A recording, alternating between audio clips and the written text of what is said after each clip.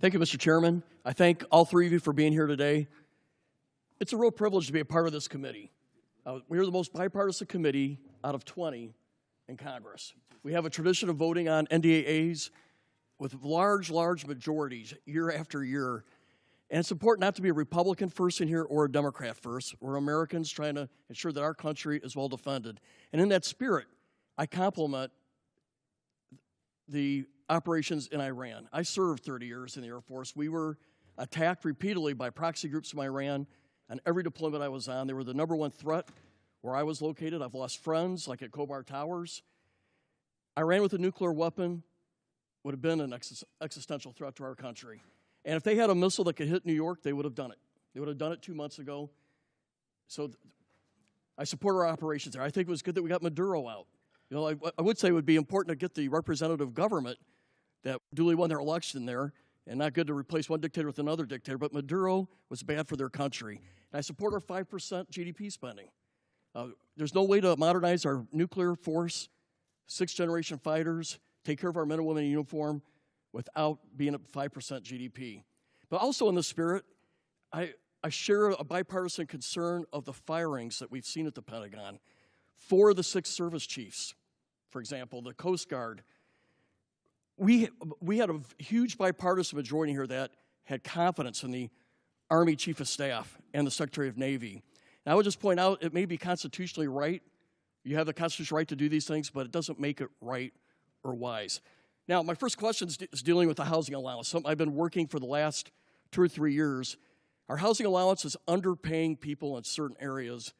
And the department, and it hasn't started under this administration, it's been going on for a while, they take out 5% of the housing allowance. They send it to other needs.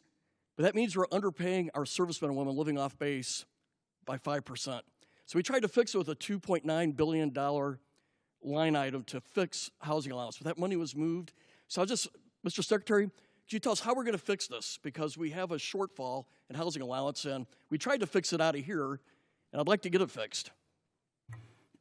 Congressman, I agree with you. I think that is precisely the kind of quality of life issue that's been ignored time and time again. Oftentimes with good intentions of trying to do some trade-off with something else. But I mentioned the 7% pay increase. That's just for junior enlisted. It's 6% from E6 to 03, and it's 5% from 04 all the way up. But closing that gap, TRICARE reimbursement's a big one we're going to look at as well.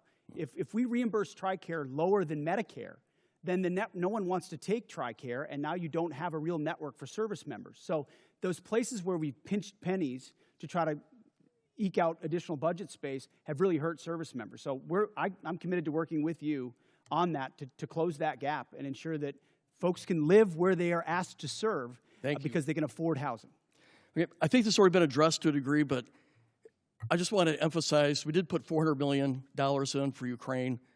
I asked you to execute it. It's important for most of us in here. It has overwhelming support. Also, I'm the chair of the Baltic Security Caucus, and we've put money in for the Baltic Security Initiative. These people love America. They love freedom more than anywhere I've ever been, and they need us. They're on the front lines with Russia. I have a question for the chairman. So we did 29 years of the nuclear alert, airborne alert, the Looking Glass mission. In 1991, we turned that off because the Cold War turned to our favor. But I think we're back to where we were at. Russia's a threat. China's building a nuclear force to match ours. I think we need a Looking Glass 2 and restore that nuclear command and control survivability that gives us deterrence. Russia, China needs to know no matter what they do, we can launch those 400 ICBMs. What's your vision for the Looking Glass 2 or the follow-on?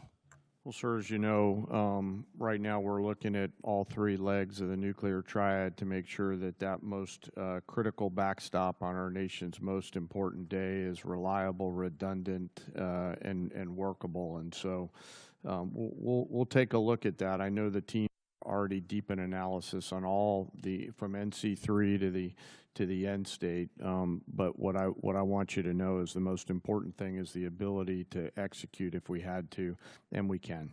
You know, for 29 years we had a plane airborne with the general on board, and it gave the Pentagon, the White House, STRATCOM the assurance that we had a backup. I think we're back to the future. Yes, And sir. I appreciate your look at it. I just flew with them, and they were doing great work. Gentleman's time's expired. Mr. Chairman, I yield. Chair, now Support journalism you trust. Support PBS News. Donate now, or even better, start a monthly contribution today.